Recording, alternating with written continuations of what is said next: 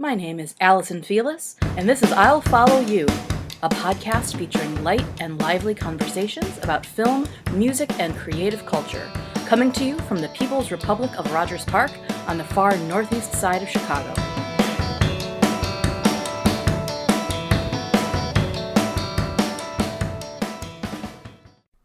If you were on Twitter the day that the 2019 Oscar nominations were announced, you may have noticed a little viral excitement about an alternate set of awards called the Elsies.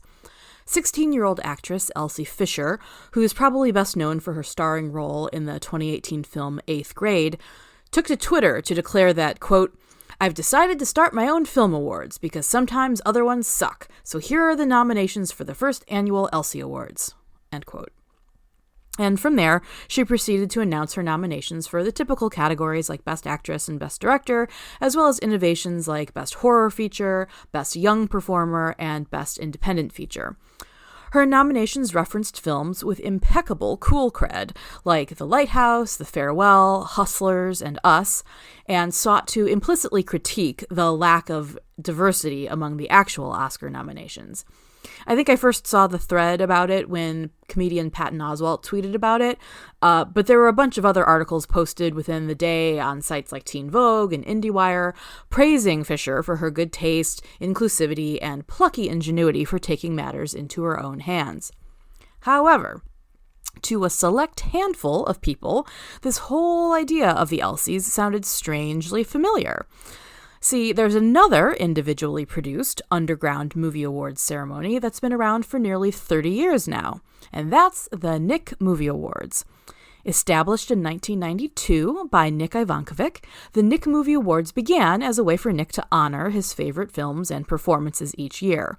In the years since, the Nick Movie Awards have grown from a literal bedroom project to an annual event that has included parties, trivia, viewers' choice categories, online voting, and even its own signature menu items. Nick grew up in Schererville, Indiana, and attended Butler University as an accounting major. He's been a finance professional for 20 years and is currently based in Los Angeles, California. I asked him to join the show this week to talk through the history of the NMAs, as they're affectionately known, and to give a more in-depth glimpse into his nominations for the 2019 movie year. And the winner is...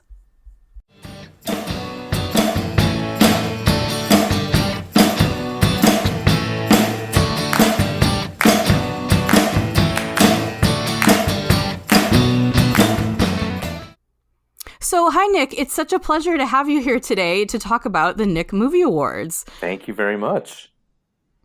This is, I'm so excited about this. Like, with the whole time that I knew that you were going to come on and chat about the Nick Movie Awards, because I feel like it's such a rich topic to talk about because it has so much history and it sort of intersects with like our friendship and then, you know, our sort of wider circle of friends, and then also like both of our like love for movies. And so I just feel like there's a ton to talk about, and I'm really looking forward to like unpacking a lot of it together tonight.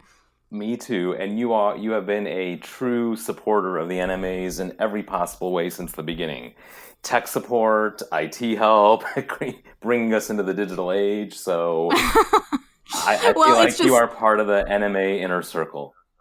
Well, I believe in this project so much, like in a way that, like when I think about it, like I get sort of like almost emotional because I just feel like this is like magic. Like I feel like a lot of times when I talk to people about, you know, their creative practices or what they're doing or sort of like what they aspire to do, or, you know, I don't even know in what circumstances, but I inevitably end up telling people about the Nick Movie Awards because I think it's so pure in the way that you created this thing that exists, you know, and it's like, it's real, you know, and that's what I always come back to is that like, you've been doing this for so long and it like started as like a fun thing for you. And then it built and it built and it built. And then now it's like literally an event, you know, that exists in the imaginations of all of your friends and everyone who's ever participated. And I just find the energy of that like really interesting and like really inspiring. And so, yeah, I get thrilled anytime I think or tell people about the Nick Movie Awards. And it's always really flattering, like when we get to this time of the year, when it's award season or whatnot, when I get emails or texts from people being like, "When are the nominees coming out?" or "What's going on? Did you drop me off the list?" So the fact that people remember it or ask about it before I even get to it every year, it's always very flattering. I love it. So before we get too far into discussing sort of like the wider culture and history of the Nick Movie Awards, do you want to like take a quick couple minutes to just sort of explain what it even is that the Nick Movie Awards are and how they started? Yeah, absolutely. So, in essence, it is basically my list of nominations every year for what I think are the best movies, the best performances, best screenplays, a couple of different categories. And then I myself select who I think is deserving of being the winner in each category. And so, what I do is I put the list of nominees together and I canvas it out to a group of like really close friends, and they then have the enviable task of trying to predict who I will select as the ultimate winner. So a lot of times when people are new to the Nick Movie Awards, they get the ballot and they vote thinking that it's going to be a popular consensus, so I'm voting for my choice. And then they're always sadly disappointed when they realize at the end that no, I don't really care what they think. It's more an exercise for them to kind of guess who I would prefer or favor in each of the different categories. Yeah, because that's also the thing that gets confusing for people when I initially tell them about the Nick Movie Awards is they think like, oh, so it's related to the Oscars? Like you have to guess like which person Nick wants to win the Oscars? And I have to be like, no. Just because he releases his nominees around the Oscars season, it doesn't have anything to do with who was nominated for the Oscars at all. In fact, it usually diverges pretty significantly. It diverges a lot, and I think the divergence there was actually kind of the initial crux as to why I created the Nick Movie Awards was almost sort of a rebellion to oversights by the Oscars Academy back in the 90s. So yeah, so go ahead and like walk us through, that original thought process. And so, in knowing that we were going to be talking about this, I really kind of started thinking about, the initial year, what kind of like even drew me to be interested in this. And I think like so many things that are part of my life from the pop culture perspective, I almost feel like I have to draw it back to Entertainment Weekly, which I Nice. know you were also an avid fan of. And Huge fan, yeah. and then back in 1992, like I got my Entertainment Weekly subscription. And I think prior to that, the idea of the Oscars or the Academy Awards wasn't really something that was on my radar or that I thought about probably at all. And I think just in their normal cycle of reporting, they always used to have like a ton of issues about, the best in movies or like the upcoming Oscar nominations or who's going to win when the nominees are announced. And so, I don't think it's a coincidence that that same year was kind of the first year I sort of launched the idea of the Nick Movie Awards, or NMAs for short. And, I kind of kept a list of movies I had seen that year and, thought So in about, 1992, how yeah, old were you? I had just turned 15. I love it. See, Yes. this is the purity that I'm talking about. I love it. So go ahead. Yeah, because all the cool 15-year-olds are creating their own movie award programs. So I think that I just kind of kept a list and of the movies I saw, and I would always kind of give them a little ranking or a grade or a rating. Because again, Entertainment Weekly sort of did that. They graded all the movies and they gave them an A or a B or whatever it might be. And so I think I kind of cribbed that initial idea from them. And then that was also the year that Batman Returns came out. And I just remember being completely blown away by Michelle Pfeiffer's Catwoman. Like, I couldn't even comprehend it. And I just thought it was the most amazing performance I had ever seen. And so I was like, well, this has to be what an Oscar nominated role performance should be. And so that year, when the actual Oscar nominations came out, she wasn't nominated. She was nominated, I think, for a different movie called Love Field, which was a smaller independent movie, but I couldn't fathom that people had seen Batman Returns and didn't think that she deserved to have a nomination. So I think that then crystallized, that was like the initial rebellion that I mentioned earlier of me wanting to have my own nominees out there to kind of, shine light on these performances. Thinking again, as a 15-year-old, like, it was probably the number one movie of the year. Plenty of people were aware of it, but I felt like I needed to put the spotlight and give her due. Well, and I do think that like that still happens, where I think that was like a big deal with Lupita Nyong'o not being nominated for her performance in Us. Yeah. Is that, it was the same thing where everyone was like, oh, here's this like amazing, really visceral, intense performance, and it didn't get attention paid to it because it was, I mean, a lot of people speculate that because it was a genre film, it was a horror movie. And so Right. I think that goes right to the heart of everything you're saying about, Michelle Pfeiffer. It was like in this blockbuster, and I think it still is hard for people to be able to isolate what makes a performance good and worthy of attention if it's couched in sort of like quote unquote something as entertaining, if it doesn't have sort of like actively arty pretensions, if it's coming from like a superhero genre film or horror genre or anything like that. So I think that's like was incredibly perceptive of you at age 15. Yeah, and I just remember, kind of sitting there at my word processor because again, it was 1992 and just loving the idea of being able to like type out this list of nominees and kind of going back to the list of all the movies I had seen and, just kind of like going with what I remembered being my favorite, performances or movies. And I think in that initial year, I probably took that little piece of like typewritten paper and made my younger brother sit down as I read off these nominees. And I'm sure he was just wondering, like, what is going on here right now? But he was a good sport, and he, indulged, and that was really kind of all that the Nick Movie Awards were in that first year. And then, I'm like, oh, well, this is great, and I tend to be a creature of habit. So the following year, I kept my list again, and I think I was more thoughtfully thinking about, oh, what would be in my nominations list. I don't think I was thinking that I was going to do my little list and categorize everything again, but I was definitely more aware of it. And then skip to the day that the Oscar nominations are being announced for 1993. And my favorite movie of all time had come out that year, which is The Age of Innocence, which coincidentally stars Michelle Pfeiffer, but it also has like Daniel Day-Lewis and Winona Ryder.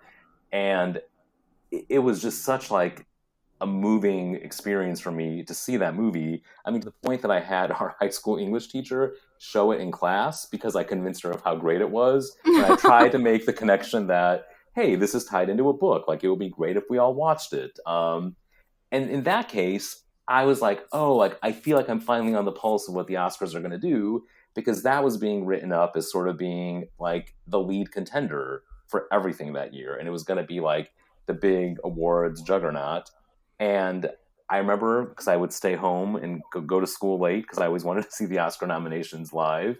And so that year, I remember they got to the Best Actress category. And I was like, Michelle is going to get her, nomination. And they kind of went through the roll call. And I remember they kind of got to someone. And then the next name they read was Emma Thompson. And I'm like, wait, P comes before T. Like, how is this happening? And I was like, damn it, Oscars. And so I'm like, I'm doing my list again. So, that's kind of the genesis of all of it, was me just sort of wanting to, I guess, honor the things that I thought were being overlooked. And I love that. So this is the mid 90s, I mean, the internet existed, but like none of us had access to it hardly. And I love that, just the impulse of the love that you felt for these films and Michelle's performances specifically, that like, there was no Twitter to get on. There was no Facebook to get on where you could have like right. Today, if that happened and you were annoyed about it, you just would have been like super annoyed that my favorite actress didn't get a nomination. And that would have been the end of it. But like at that point, you were like, what do I do with all this frustration? Like, I'm going to create my own awards show, you know? Like, I love that. And I think once you do something twice, it becomes like an annual event. Like one time, fine, it's a fluke, but then I was like, all right, now I have this annual thing that I've created and gonna keep doing. And that was really sort of the genesis of it. And then, like, because we went to high school together and we would see movies together, and it was just one of my favorite things to do. And I think, like, in Northwest Indiana, like, to be able to, I'm always amazed now looking back, like, at some of the movies that we saw or that played there, because, like, there was no, to your point, internet or Netflix or any way to kind of get these independent movies. Yet somehow, like, I'm like, I saw a lot of like really great movies, and I just loved it so much. Like, I loved going, and I loved then the experience of it, and then I felt like it kind of completed the experience for me to be able to kind of then honor and nominate and talk about the movies and the actors and actresses that I really loved every year. That's cool. Like, I love that idea of like sort of completing the cycle. That's really cool. And I think too, it kind of forces you to look back a little bit. And so things are more, you kind of realize what kind of sticks with you. Because I think if you don't look back, then it all just moves behind you. But every year, having that little bit of retrospectiveness, you kind of realize the stuff that resonated with you or the things that you were really moved by. And then it just kind of deepened the affection for things that you may have liked just on the initial pass. So were you like keeping lists at that point of like everything that you were seeing? Yes, yeah, I had, and it's not unlike the process that I have today. I had a notepad, and I would, when I would go see a movie, I would jot down the movie and kind of what my initial thought rating was of it. Like, again, because I stole from Entertainment Weekly, I gave it a grade, and then that list kind of would be what I would reference as I got close to the end of the year to think about the different movies and things that I'd seen that I enjoyed. That's awesome. Yeah, because I didn't start doing that until, I don't know when I started marking down like when I would see movies that now I keep track of them just in my Google Calendar. And it was really helpful before the previous podcast episode where our good friend Casey Andrews and I were looking back at our favorite films of the decade. It was really handy for me to like have been able to like pull all the data from like 10 years worth of like Google Calendars to like actually have a list. And it was funny because like most things I remembered, but then there would be some films, like some weird obscure like foreign films that I'd be like, what even was that? I don't even remember what this was. Yep. Totally. And, there was like the list element of it. And then when, like you said, like if you mark it somehow, like then I started trying to keep the tickets. Like, remember when there were like little ticket stubs at the movie theater? Yeah. And that kind of went out the door, I think, once I got to college. But like, I was really interested in like kind of memorializing or really keeping track of all the things that I had seen. Because again, I loved going to the movies so much that even when I didn't like it, I at least got to see previews. So there was always something good about the experience. Because you are like the most stickler for seeing the previews of anyone I've ever known. I mean, to the degree where it's like you will go to the next screening, like if you think there's any chance that you're going to be too late to like catch them from the beginning. That you're going to miss the previews, yes. And if you recall, I even took you to a preview-only showing. Did we go? Yes, there was something that was at the local movie theater where they advertised it, or I won a contest, and it was kind of going in, and they just showed you like an hour of previews. The more you talk about this, I'm vaguely remembering. But it was at that South Lake Mall Cinema down in Maryville, and we kind of showed up. It was like a Saturday afternoon, and I remember I was like, wow, because I thought it was so great that you were so into movies and all that. I'm like, that you wanted to actually come see, a preview junket with me. I love being that friend. Like our mutual friend Ben has season tickets to the Lyric Opera here in Chicago, and all the weird long operas that no one else wants to go to. He was like, Allison, you want to go, right? And I was like, yeah, I want to totally go to this, like, to see whatever like portion of the Ring cycle is coming up next. Like, yes, count me in for 6 hours of just like German opera. I'm on it. Yeah. You're very, you're up for anything. I will say that when it comes to and any movies or concerts or things I ever wanted to go to when we lived in the same area, you were definitely adventurous and open to everything. Well, and I will, like, at just, like, our nerd pride moment here that I want to just, like, flag for fun is that we did see Pulp Fiction in the theater together. And, like, I was way underage, because what year was that, 94? 94, yeah. Yeah, so I would have been 15, which it's like, I'm so grateful that in the 90s, things were lax enough that I just, like, waltzed into that screening of Pulp Fiction. We probably could have bought beers if we wanted to at that movie theater in the 90s. Well, and that's just, one of those, like, defining, like, film going memories, because like the theater was packed, and like, again, in the pre-internet days, it was like there was so much rumor mill about Pulp Fiction, about like how violent it was, and like how people had been like passing out at like other screenings, and so there was this like thrill in the air that I just, very rarely have I felt that subsequently. I mean, a few times here and there at other film screenings, but that was sort of one of the more notable parts of that adventure for me. And it was all the buildup. I remember going before we went. It was like, oh, I've heard that it doesn't take place in like sequential order and it jumps back and forth. Like all these things that were just sort of like groundbreaking at the time. That kind of like you couldn't even fathom until you saw it. Right. No, that was I'm so glad that we did that together. That's like such a special memory for me. Oh, absolutely. Yes. I remember because we did plays together in high school, that we would, whatever we were doing at that time, like we would do the little Uma Thurman, John Travolta, like hand motions when they dance backstage. Yeah, no, I have the same memory of like doing the dance behind the curtain with you. Yeah. Right. Oh, that's awesome. So it was sort of, then getting back to the Nick Movie Awards, it was sort of like this self-contained thing for a number of years. And so at what point did it sort of open up into involving people beyond just your brother? Much to his relief, I'm sure.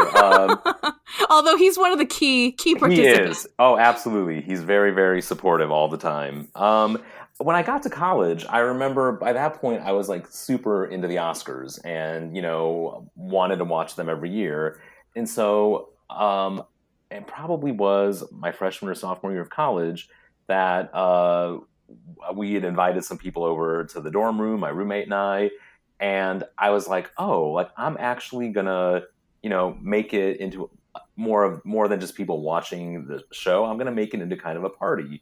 And I remember thinking, I'm going to have everyone try to guess who I'm going to vote on, and I'm going to have like a prize for whoever does the best. And I also remember like whenever they would announce the nominees, like back in the day, they would kind of have those like 5 monitors, of a picture of them from their role as they were announcing who the winner was. So I remember spending a lot of hours in the library, and luckily the Butler University Library subscribed to Variety, and I would try to find photos of whoever my nominees were from their movies. I Xerox them all, and then I would put them on big poster board, and I would have like my big like poster board list of the nominees. And so that was where the poster board started.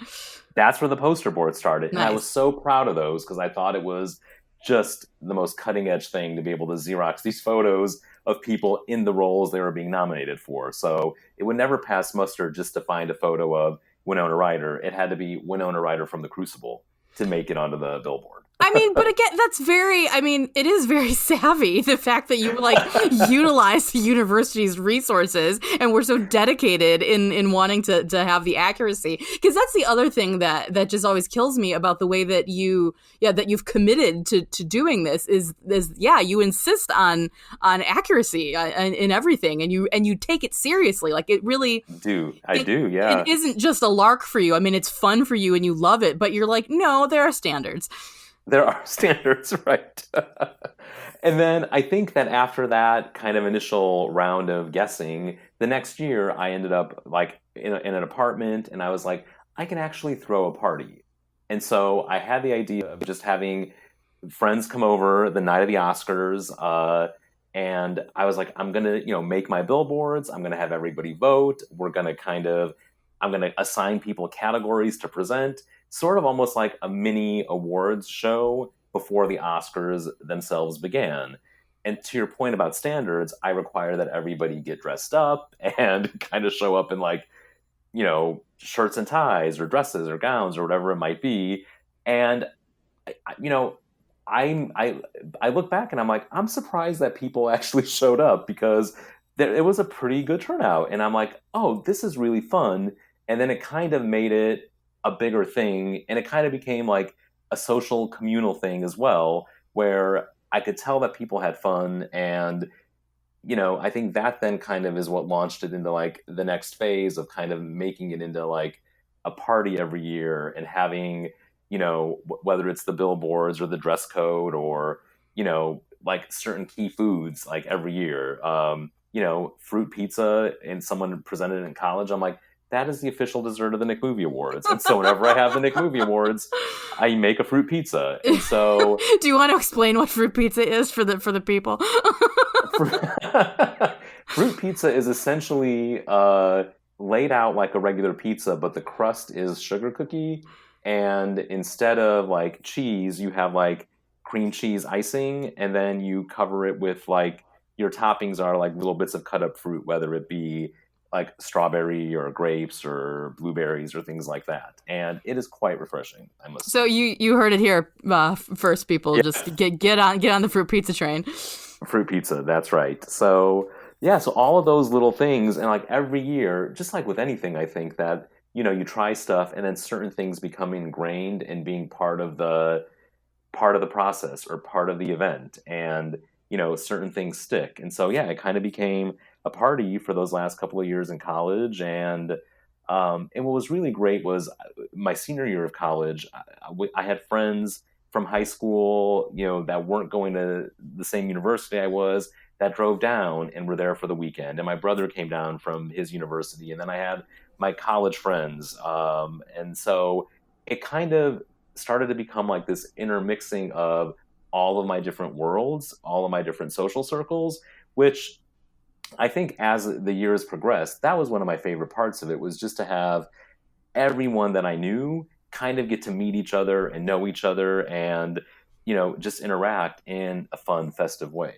And that's, I think, part of, I'm so glad that you brought that up, because I think that is also part of what has kind of created the engine. I think that has kind of like kept the Nick Movie Awards going from year to year, is that like people really did enter it into the spirit of with a spirit of fun and a spirit of sort of like, yeah, let's do this thing. Because it would have been so tragic, I think. I mean, and it just speaks to the kind of people that you're friends with, but like, I think it would have been so tragic if like you would have been like, hey everyone, we're doing this thing, and everyone's like, whatever, man, like this is lame, right. Because that would have just like totally taken the wind out of the sails. And so I just love that like the people that you're friends with from like all these different facets of your life, they're just like, yep, game on, we're playing the game, we're here with you, and just to, again, and that's one of the things that I find so touching and moving and profound really about what you've created with the Nick Movie Awards, is this communal aspect where everyone is sort of, you spearhead it and you organize it, but everyone is sort of like inventing it collectively together with the belief that we all have in the Nick Movie Awards. And that's kind of, I think, like I said, what has kind of animated it and kept it going for so many years. And it's great because people, I feel so fortunate for the people that I have and my good friends, because like you said, people show up and they're willing to participate. Like they're willing to present a category, and there are people there that are, genuinely rooting for something to win and it doesn't, and they get upset. And so like, there are people that want to win so badly, and the drive and like the passion of like, having certain people try to compete and then they want to win the Nick Movie Awards. Again, it's super flattering. And I think that just adds to this sort of festive environment where, and again, from my perspective, and you've been to tons of Nick Movie Awards, I think the fact that all the people that are there are nice people, and, anyone can kind of come in and I think feel welcome and hopefully have a good time, because, there really aren't any assholes there. I don't know if I could say that word on a podcast. Yeah, it's fine. It's fine. This will be rated M for mature. Put the red band trailer before Right. No, and I think that Yeah, just that. Well, so all right. So just quickly, that because then how did the voting aspect start to become part of the Nick Movie Awards? Because at first it was just you putting together your list, but then like as other people were participating, then you had them start to vote, right? Right, right. And it was, at the beginning, I think as people showed up to the party, I would just have them, I would have a ballot and they would fill it out. And then, we would keep track of who guessed the most right each year. And then after college, I moved to LA. And so I had to figure out a way to kind of have people still participate, with the voting process. And again, Allison, genius that you are, you created a website, which I can still envision the entire thing in my mind because again, it was like 1999 and like it was like at the dawn of the internet. And you knew how to create a website and you created this amazing website with like the different nominees that people could look at and then they would vote through email and then I would just kind of track what everyone voted on like on an Excel spreadsheet and then as I would announce the winners, whenever I had the party, I also started kind of emailing out the winners for all the people that were, not physically wherever I might be. And so every year, whoever guessed the most correct answers would be the Nick Movie Awards champion. And there would always be like a first place and a second place. And so you kind of then had bragging rights. And I think that actually got people involved and invested because, people really wanted to win, or there are people that played for years and years and years. And then, when they finally win, it really is like this like genuinely joyous moment for them and it's fun for me too. So that's kind of how the voting worked. And now it's again thanks to you, Allison, so high tech that we push out like a little ballot and people check a few circles for what their answers are and it's so much easier to track. But yeah, it's always been kind of gathering the responses from people and then comparing and seeing how they do against my ultimate victors. And the thing that I love about the voting too is that like it helps if you're in communication, throughout the year, Yes. where it's like, Yeah, if you just yeah. happen to mention like, oh, I saw such and such movie this weekend and I really liked it. And if you have a chat about it, it's like that may stick in your head, however many months later and be like, oh yeah, Nick said that he really liked that one. But then at a certain level, even that you can't count on, which I No. think is what makes it so fun to do the voting is that sometimes like, no matter how well people know you, there can still be these major curveballs that people don't guess right. And I think that's also become a huge part of the fun of it is just that like you genuinely pull no punches. It's like you don't Right. you don't It's like it's the Yeah, I don't pick to, I literally pick almost from like my gut or my heart or whatever I feel most passionate about at that time. and it's totally genuine like year to year. And and there are certain things that crop up and I love that you do now that you provide a track record for people when you say like, oh, this is such and such as like third nomination but they've never won Yes, before, yeah, right, yeah, because people do, I mean, people who've been like long time fans and friends who've been participating in this for years, like take it really seriously where they remember like, oh yeah, and like 2005, like that was the year that like whoever won, and they have really really dedicated memory space to tracking what your winners have been over the years. and so to kind of keep it fresh, like I've also done different things throughout the years. Like for a long time, I had like viewers' choice categories where people could vote, and then whatever got the most votes from the people that participated would be the NMA viewer choice that year. But then to kind of even make the contest a little more exciting, I think about 10 years ago or so, I kind of introduced this kind of preamble to the Nick Movie Awards, which kind of became the trivia contest, where I would then, to your point, try to like test the memories of people and say, 5 years ago, here were the nominees for Best Actor, who actually won. And then whoever wins trivia gets a few bonus points going into the actual NMAs round. And that's been, some people are so serious where they literally keep all the emails of the previous year's winners, or, they'll tell me that they spent 3 hours working on the trivia because they can't guess what I'm going to pick for the winners, but they want the extra points. And so they have the repository of information from whenever they've started participating. And so they can like look back on their emails and then, and it's always fun because it's like all in good sport, but like I'll ask questions about the actual parties themselves. Like, who won like best dressed at the 1998 Nick Movie Awards, and there'll be people, and it's usually multiple choice, but there'll be people that have come into it more recently that are like, I wasn't there. That's not a fair question. But you get points for knowing me longer. I mean, it is the Nick Movie Awards after all. Right, exactly. Yeah. Well, so because I think that, yeah, we should also mention that, like, in the heyday of the Nick Movie Awards as party event, then yeah, like you really told people, like, you have to come dressed, like you have to come in fancy nice clothes. And so then there was like the audience participation portion where people would get dressed up and vote on best dressed for the year. And some people took that more seriously than anything. They just wanted to be that year's best dressed winner. And so, yeah, and the parties like would be fun. Like there'd be like, you know, a little red carpet and decoration and, you know, just kind of like food and drink and festivities. And so it was really like a party. And then in the middle of it, you know, there was this sort of like mini awards ceremony that kind of like was the glue that kind of held it together. And then like the party would just kind of continue to go on afterwards. And there were just, you know, some of those evenings are some of the funnest nights that I can remember because, again, I feel like the energy is so positive and festive. And, you know, and again, people that might only see each other once a year when they come to the Nick Movie Awards kind of reconnect and have a good time, and everyone has a laugh, and no one takes themselves so seriously that they don't want to participate. And then when you fuel in and you mix in cocktails with that, it's just a recipe for total success. Because yeah, there was a couple years there that it got pretty rowdy. I mean, in a good way. It got rowdy.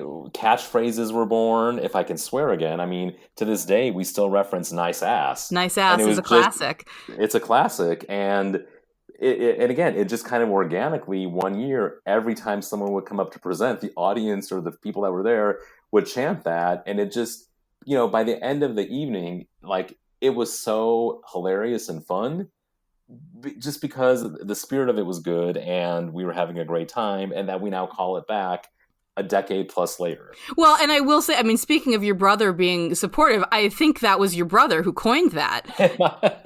Was it he? I kind of feel like Mary, our friend Mary, might have had something to do with that as well. Mary loved it when your brother said it, and so I think that like she sort of like grabbed it and like tossed it, and then but he was the originator. So I think between the two of them, I think that's where it took off. They get co-writing credit on that one. Yeah. But again, and it was, and part of it too is, like I said, everyone, you know, coming in the spirit of joy and celebration and willingness to kind of like be silly and goofy together. But it's also because like people really love you, Nick. I mean, and so, and that's part of always what is so great to me too, is that like you said, it's always this random collection of people who you're hanging out with or you work with or whoever. And the willingness that everyone has to sort of like engage in this collectively together with you. Yeah, it just is kind of like you did that, you know, that comes from the kind of tone that you set and the kind of person that you are, and just the affection that people have, that they're willing to do this with you and for you and together, all of us together. So I think that's just really special. And I think those gatherings are just really kind of like the ultimate sort of like reward, where it's just like people having fun and sort of the great vibe and the energy that's there.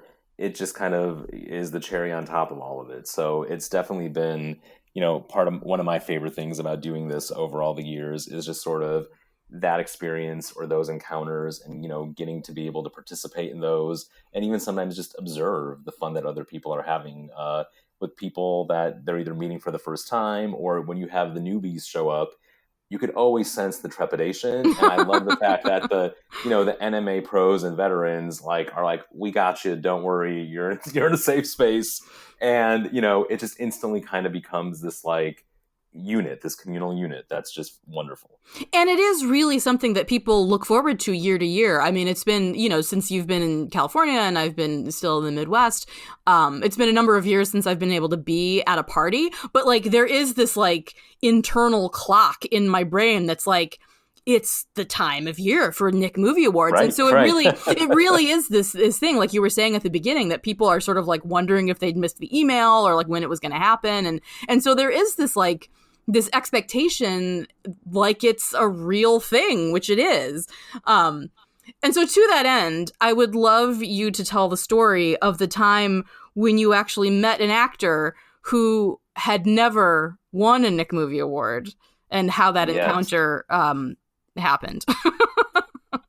It was a historical evening, as even the press records can document. But back in like 2006, I was here in LA and I was here on a work trip. And so I had a cousin that lived here and we met up and we went out to a bar in Malibu and just kind of hanging out with my coworkers and my cousin. And, there's a little bit of like buzz kind of starts to percolate through the bar and you look and you turn around and it's Mr. Mel Gibson and kind of came in and was actually really a cool, fun guy. Like he was very patient with all the people that were coming up and asking for photos and all the stuff. And he just kind of was hanging out. It was sort of surprising because he was there on his own, and so like no entourage, like no one with him. He just kind of rolled up and was hanging out at this like this bar on the beach. And so as the evening progressed, like he kind of entered our orbit and started chatting with everybody and it bears mentioning that your cousin is incredibly hot. She's like this gorgeous woman. She'll be very flattered by that compliment. So yes, well, he was drawn in. He was drawn in and he started talking to her and the different people in our group. And he had by this point, I think, had a little fun there at the bar that evening. And so was a little, I would just say, tipsy. And we were kind of all like, wow, like Mel Gibson is just sort of sitting here hanging out and talking to us. And then he started talking to me and he was asking questions about like my name and where it came from. And I said, oh, it's like a Serbian name. And he was like, oh, like your religion is very similar to Catholicism. And then we kind of had this like big discussion about that. And in the midst of the conversation, I don't know why or what struck me to say it, but he was talking about he made some comment, and I just remember being like, I have my own movie awards. They're the Nick Movie Awards. You probably never heard of them, but I just had to tell you, I'm like, you've never actually won.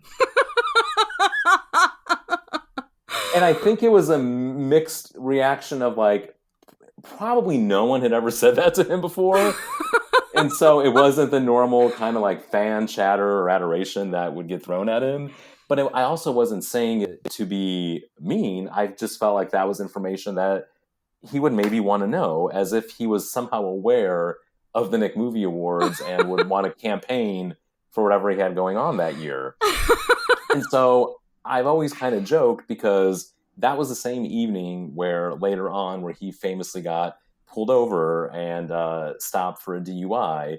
And I kind of always wonder if my telling him that he's not NMA certified might have been what pushed him over the edge. Just drove him over the edge. Just like keep drinking and like lose all faculties about where he was and what he was doing. But he was even a good sport about that. So he will always be a friend to the NMAs should he want to make a comeback.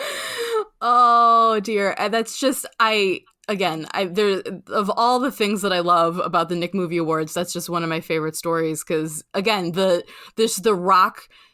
die-hard rock solid belief in the Nick Movie Awards as an entity like sort of came through in that moment, and it was like, well, Mel, you should want to have been nominated and won a Nick Movie Award. And you should be upset that you've never won. Yeah. And so, like, but yeah, and even times where I'm not there, like I had a roommate years ago, and he was working on a television program, and a friend of ours, her cousin was aware of the Nick Movie Awards and had come to several parties, and the story goes that they were just sort of, hanging out because they were coworkers, not being aware at all of this sort of mutual connection of he being a former roommate and I being a friend of hers. And they were talking about awards. And one of them mentioned, oh yeah, like I have a friend that kind of has his own movie awards. And they were like, do you mean the Nick Movie Awards? And so in that moment, like out of complete randomness, they kind of connected, and then they realized that they knew each other. And so when I heard that story, I was like, wow, the Nick Movie Awards are really powerful. But just their reputation is just like across the country, Right. far and wide. Have you ever gotten any international votes? Has there ever been anyone voting from Europe or anywhere? Yeah. So I have an old roommate and friends that live in Europe right now, and they participate. So it really is an international affair. I love it. I love it. Yeah, And so spans the globe. so as your empire, sort of grows, like what's happening now with the NMAs? Like what's the future plans for the NMAs? Like do you have thoughts about like where they fit into your life these days? Yeah, I think that just sort of, there are definitely years where you're more excited about things, and a lot of it I think has to do with like the movies that might come out. So like years where you're really passionate about something, it kind of gives you an extra pep where you want to, maybe go out a little more or like do it up a little bit more. Um, but I think that it's sort of right now, it's definitely a little bit, it's not the wild parties of, the aughts or, the prior decade. It's definitely become a lot more just sort of like I said, real friends who have been part of this for a long time, who enjoy participating. But I definitely, do have plans to like, you know, do a party or, kind of do like a big event. Like the last one we did was for when it was the 25th Nick Movie Awards. And so I'm thinking this year will be 28.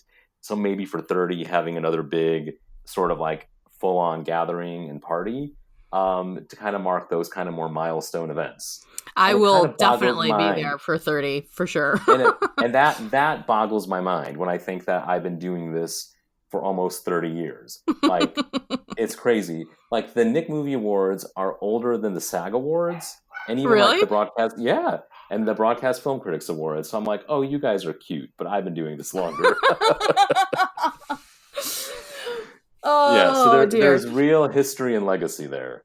So, I mean, to that end, do you want to give us a little like walk through this year's nominees and the movies and performances that you've put on your list for looking back at 2019? Yeah, absolutely. So this year, I think kind of like the leading nominee is Greta Gerwig's Little Women.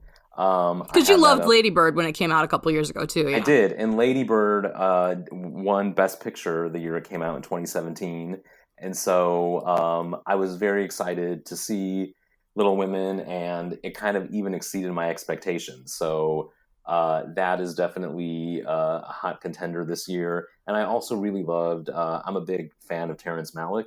I just tend to like reverberate on his wavelength a lot, and he had a new Yeah, movie you've been that a came out fan of his, like, for ages since for the yeah, Thin Red Line. yeah, Yeah. that was huge for you at the time. Yeah. Yes, Nick Movie Award winner 1998, Best Picture, Thin Red Line. You should check it out if you haven't seen it. Uh, but this year he had a film that came out at the very end of the year called A Hidden Life, which again, in kind of going back full circle, it's just one of those films that it's so surprising and shocking to me that it got no awards recognition from any group, whether it be the Oscars, or the Globes, or anything. And even if you didn't like the movie, I'm like, I don't know how you can deny like the cinematography and the aesthetics of it. So I feel like I'm still rallying for the the unrecognized masterpieces that are out there every year. But that was another big one that I liked. And then a lot of from the acting side, a lot of people that I'm big fans of that kind of had like really nice comeback years this year. So Renee, who is a Nick Movie Award favorite, kind of coming back after a long time with Judy. And then Jamie Foxx, Al Pacino, guys I had nominated a while ago, and then haven't really made it onto the Nick Movie Awards radar recently. So speaking of Pacino, I just got to ask you. So it was the Joe Pesci snub. No love for Joe Pesci this year. No love for Joe Pesci. No, I didn't like. I felt like of all of the people in that film, and I wasn't crazy about The Irishman. I could appreciate it, but I actually went to the theater to see it because I have a hard time, like, especially if something's going to be that long. And I was so excited because I was like, this is going to be like, probably a big NMA contender. And sometimes I end up sabotaging myself because my expectations are so high. But like, I was really transfixed by Al Pacino's performance in that movie, and I felt like he was the one that the one character that I kind of had more empathy for, that I cared about. And so yeah, so he edged out his co-star there, Mr. Joe Pesci. Because yeah, I mean, we were lucky enough. My partner and I, Brian, were lucky enough to see it in the theater too here in Chicago. And yeah, for me, it was all about Pesci. I mean, I actually loved The Irishman a lot, and thought it was just incredibly powerful and just this sort of masterful summation of a lot of Scorsese's obsession that have lasted his whole career. But I just thought Pesci was he was so subtle, and just the heartbreak of those final scenes of them, especially after they really aged him up, and when they were in prison together. I get emotional just like even thinking about it. I just thought that was like a beautiful performance, and so I was kind of like, all right, no love for Pesci from Nick this year. No. But I mean, Pacino was fantastic too. I mean, he was really good. Yeah, and it's fun. Like even as you're talking about that, it makes me think. I'm like, oh, should I go back and should I have rethought that, or should I have relooked it, or will I regret that I didn't, put him in there? Because like I spend so much time thinking about it every year that at the end, even all the analysis, when I kind of actually sit down to pick the five, I sometimes just, even if I have an idea of like, because he was on my short list, and then when I kind of sat down just to think about it, like he just kind of like got shifted down somehow compared to the others. Fair enough. Fair enough. Yeah, yeah, and it's funny because like I sometimes also think like I want to make sure I'm picking things that I'm gonna be able to like proudly champion and say that that was my nominee down the road. Hmm. Because sometimes there are those things where I'm like, oh, like there are certain things that still I feel like, oh, like I totally missed something there, or like or I picked something because at that exact moment there was someone getting more buzz, or because it's hard to kind of like untangle it from all the regular awards hoopla. But there are definitely things that I look back on and I'm like, I really regret not picking that. So I try to like avoid some of those calls, because like I still kick myself about Hmm. a handful that like one that comes to mind is like Rachel McAdams in Mean Girls, which I know probably sounds so No, random, yeah. but it's just like whenever I watch that movie now, or when I rewatch it, I'm like, she's amazing in it, because like now knowing kind of Rachel McAdams, you're like, you don't even think of her as that character. Like when you watch that performance, you don't think of Rachel McAdams. And I'm like, oh, I should have been more astute and observant to like how great that was. And so I feel like I missed the mark on that one. That's interesting. So is there, like, when you do look back, historically at these, multiple decades of Nick Movie Awards, like does it feel sort of like a diary to you in some way, where you can sort of track what you were interested in and sort of track how you were feeling at the time by the stuff that was nominated? Absolutely, yeah. And I think that I can sort of like there is definitely sort of that like narrative of in different years or different periods of what was going on, what I was just sort of like drawn to, or what I thought at the time was like cool, or like I even see sort of things that are evolutions of I never would have 15 years ago like deigned to say like an animated film could be worthy of a Nick Movie Award nomination for Best Picture. And then, I saw Inside Out. And I think even little things like that, where I notice kind of shifts of like things that I would have considered before, but not now. I think that even kind of just shows like a different outlook on things, and not needing to be so rigid, or, having like all these criteria that need to be checked for something to be a movie that you can see or enjoy or even celebrate. And so is this sort of like as these like year-long projects, like do you find yourself sort of going out to movies at times when you might not otherwise? I mean, is it like sort of a driver to like, oh, I could stay in tonight, or I could go catch the screening of whatever? Like, does that motivate you to like go see stuff more often than you might otherwise? It does. Like I feel like in the past I would have a fear of like missing a movie that was going to be this great film, or like things that had a lot of awards buzz. And so, I would kind of definitely it was a driver to force myself to go to the theater, or to really make it a priority to see things. And it never felt like a chore, because like I said, I just loved going to the movies.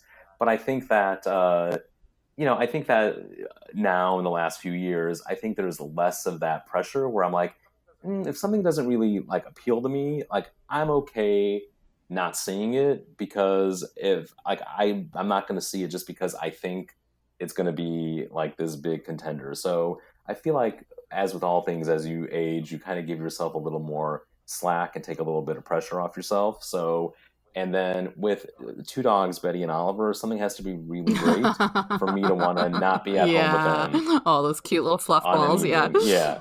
Yeah. Yep. Yep. What was I just gonna say? That yeah, because I've found, I mean, I'm, as we've been talking about the whole time, like a huge movie fan, and sort of like studied film in college, and but I go out to the movies way less than I ever did in my 20s, and I think some of it is also just feeling like there's too much. Like sometimes I get so overwhelmed by like there being so many Yeah. releases. Like does that hit you at all? Like where you sort of feel like, I don't even know what to see. Definitely. And everything, kind of the movies that I tend to enjoy, it all seems to get crammed into the last two Sure. months of the year. And so then you kind of have that pressure of like, oh, like you need to go see stuff. And I think that really kind of being able to like go and see the things that you're most excited about, helps. But yeah, I think that overall there's definitely been a decrease in like the probably the number of movies I go to see each year. I think like just as an adult, I think you were talking about this on the your podcast with our friend Casey, like other life things kind of like come into play that, take the place of maybe what you would have done as leisure time of going to the movies. And I think that you know, and I think you made the comment on that episode too of like you kind of focus on the things or you're drawn to the things that you're familiar Sure. with or like the filmmakers that you know, and so you're not sampling as much Mm-hmm. new on a regular basis. And so that when you talked about that, that really resonated because I think that I definitely make more of an effort, if it's something that is familiar or like a director that I really like Terrence Malick, or an actor or actress that I really enjoy. And I felt like a decade ago, again, minus Michelle Pfeiffer because I'll see everything that she's in because she is that level. But I felt like I had to see everything. Like if I was a fan of someone, I had to go see every Nicole Kidman movie. And now I don't feel that. So I think that it sort of is actually evened out where I think you're going to see things that are more of genuine interest to you rather than out of a sense of obligation. Awesome. Well, so do you have any sort of final thoughts about either this year's Nick Movie Awards or, the Nick Movie Awards of the future? Nick Movie Awards sort of sounds like 2001, Space Odyssey. Right. Nick Movie Awards for the 20s. Yeah, just, I'm still as excited and I still enjoy it as much as I feel like I kind of ever had. So, definitely to just kind of keep going with it. And, I think the idea of as we come up on more milestone years, such as like, the 30th coming up and all that, I think it would be great to kind of like redo or get into the whole like big party aspect of it. It's been a little bit quiet on that front of the Nick Movie Awards, but just kind of continuing on and tweaking it. I think that's one thing that's been kind of cool throughout the years is like we talked about, like at various points, like introducing either trivia or viewers' choice. So definitely open to the idea of changing things up. Kind of around the core idea of here are the movies and things that spoke to me and having people guess on that, but like the things around that, probably tweaking them, a little bit every now and then just to keep things fresh and interesting for everybody. Oh no, like do I need to learn how to like program an app now for everyone? Oh no. No, no, no. I think apps are that's Nick Movie Awards 2030s probably. Download the exclusive NMAs app right here on your iPhone. Exactly. Yeah. The Nick Movie Awards are very Luddite.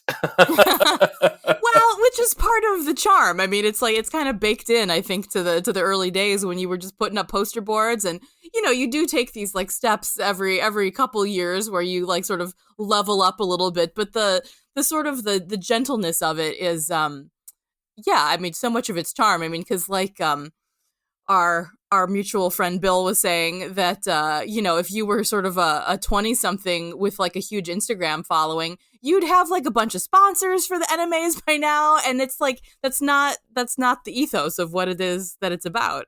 Right? Yeah, yeah. It's not about like capitalizing on it or trying to have 1,000 people participate. The great thing about it is it's people that like I know and care about that are very close to me, and then you know through extensions, it's almost like the 6 degrees of Kevin Bacon. It's the 6 degrees of the NMAs.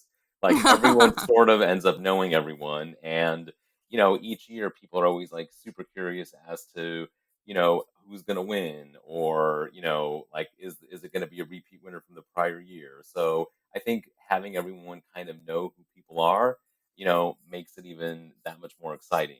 And even as I'm just saying that, I'm like, oh, like I think it will be really fun or great, like maybe in one of the future years, to even like do sort of like, and I know that like a slideshow is so 1990s or something, but a slideshow of like NMAs of the past, and like the best red carpet moments, or maybe even incorporating some things like that, just to kind of add to the base contest, might be a fun thing to look at. I just thought of Mm, that as I'm we were talking. I'm having some ideas right now that we can talk about offline later. Awesome. You are our official publicist and IT, so whatever the ideas are, you'll need to be part of them. Awesome. Well, and speaking of like, yeah, tech forward, thank you so much for being on the podcast and for talking through this. Like I once I realized that it was awards season, and that and especially after everything with the Elsies happened, I was kind of like, you know what, this is going to be a good occasion to get Nick to just do a real in-depth deep dive on sort of the history of the NMAs. So I'm No, glad that this you are up for it. Yeah, this has been super fun. I mean, like I think we chatted, earlier before we recorded, like getting to talk to you multiple times in like this short time frame is like a dream come true. So I love just being able to chat with you. So again, if we think about it, the NMAs, even in this instance, have brought us closer together. Oh, I love it. Well, what more perfect note to end this chat on? Great. Well, thank Uh, you so much for having me. well, thank you so much for being up for it, Nick.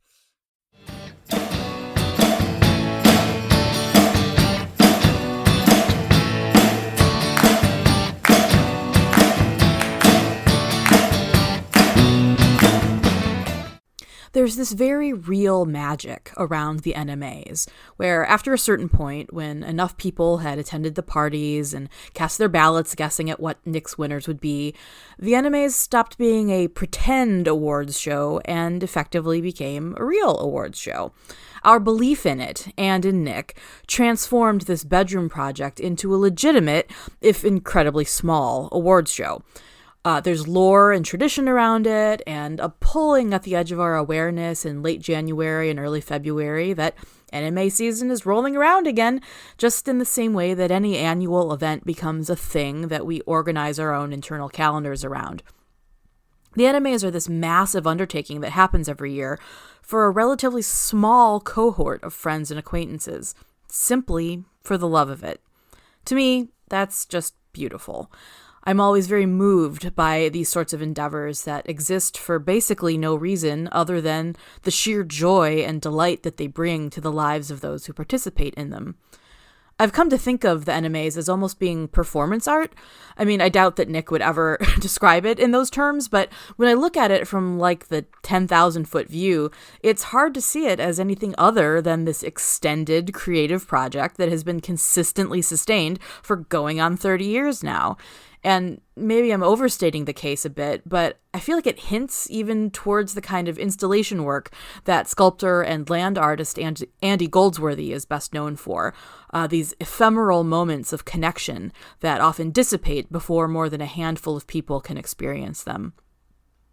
So, to those of you who are playing this year, don't forget to submit your votes by this Wednesday, February 5th. And to those of you who have maybe been introduced to the NMAs for the first time through this podcast, I hope it gives you a little inspiration and a little permission to create something that, even if it doesn't last for 30 years, creates just a bit more connection and a bit more magic in your world than there was before you started it.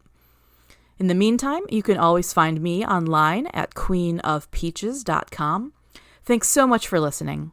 Bye for now.